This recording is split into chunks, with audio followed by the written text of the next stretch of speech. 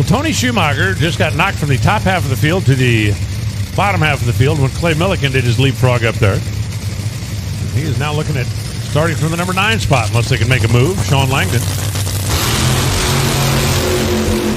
currently sits 7.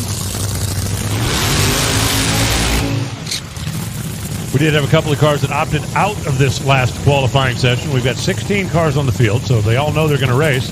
And it's expensive to run these things. If you do not have a big sponsor or a trailer full of parts, there is no shame whatsoever in sitting one out from time to time. Oftentimes, for the small teams, that'll make the difference between whether they can come back and run another race or 2.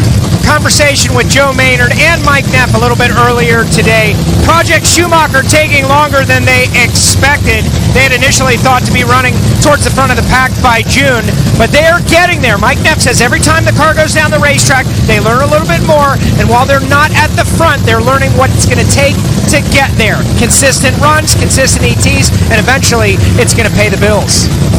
That was us piggybacking on NHRA from Fox as Joe did a report for the Fox show that is being put together right next door.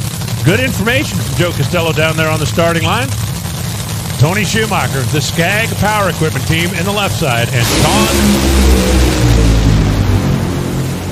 and Shawn Langdon, 3.719, 329 for Langdon. And he improves. Move him up to the number 6 spot. Tony Schumacher goes 374 at 328 miles an hour, and he will start 9th. So Tony Schumacher will go into race day without lane choice.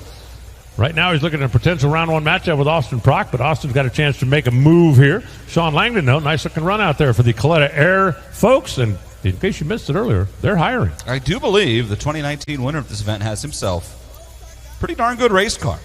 That thing has been consistent. 371.9. Very good run here for Shawn.